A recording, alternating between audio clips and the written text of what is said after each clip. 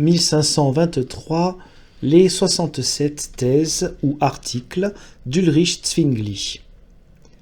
9e article.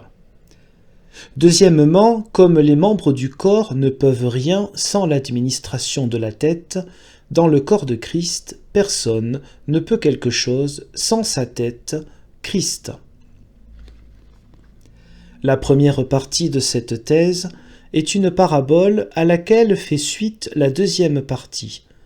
Non que sa force expressive se rapporte à l'image précédente, mais l'image ou parabole contribue à la compréhension ou à la clarté chez les vilains.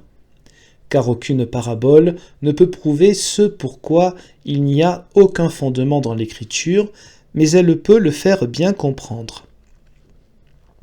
La première partie de cette thèse est claire pour tous les humains. Mais la deuxième partie, à savoir qu'aucun chrétien ne peut quelque chose sans sa tête, Christ, a son fondement dans la parole de Christ qui dit en Jean 15, 4-5, « Comme le sarment ne peut de lui-même porter du fruit s'il ne reste attaché au cep, de même vous, entendez, ne porterez pas de fruit si vous ne demeurez en moi. Je suis le cep, vous êtes les sarments. Celui qui demeure en moi, je demeure aussi en lui. Il portera beaucoup de fruits, car sans moi, vous ne pouvez rien faire. » Acte 17, verset 28. En lui nous vivons, en lui nous sommes mis en mouvement, en lui nous sommes. Voilà, celui qui se juge capable de faire ou trouver, planifier, instituer quelque chose de bien qui ne vient pas de Christ, son intention et son œuvre sont mortes, sans fruit, néant, un sacrilège, un arbitraire, un péché.